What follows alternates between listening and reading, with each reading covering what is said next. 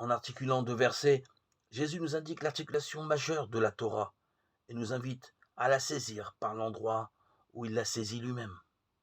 Articulation exacte de la Torah, faite non seulement par Jésus, mais en Jésus lui-même. C'est de cette articulation que la Torah dépend, ou, pour ne pas édulcorer la teneur d'un terme dont les emplois sont rares dans le Nouveau Testament et qu'il convient de prendre dans tout son réalisme symbolique, c'est par là qu'elle est suspendue. Matthieu 22, 40, exactement comme le corps du crucifié est suspendu à la croix, Luc 23, 39, Actes 5, 30, 10, 39. Le corps de la Torah est suspendu à l'articulation, à la croisée de l'amour de Dieu et de l'amour du prochain, comme le corps de Jésus est suspendu à la croix. Charpentier de la Torah, Jésus croise l'amour de Dieu et l'amour du prochain. Jésus croise les deux mentants de l'amour et finalement se met lui-même à cette croisée. Par un tour de force d'une infinie discrétion, de fait, il échappe sans cesse à notre distraction comme à notre mauvaise volonté.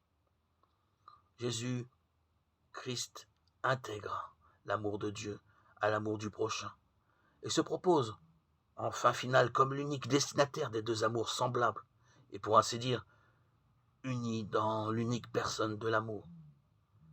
Que ce que vous avez fait à l'un de ces petits qui sont mes frères ou mes prochains, c'est à moi que vous l'avez fait. Matthieu 25, 40.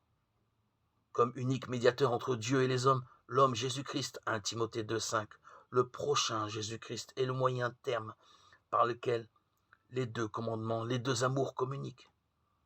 Observateur de la Torah, il en est aussi le terme, à travers chacun de nos prochains, qu'il tire de l'anonymat en cachant en lui son propre nom. Car devenu sujet de la Torah, Galates 4, 4, le Fils est venu remplir la Torah, Matthieu 5, 17, c'est-à-dire mettre pour nous la Torah en un, en se substituant, en se cachant lui-même, lui, l'aimable, Jean 21, 15, 17, sous n'importe lequel de nos prochains.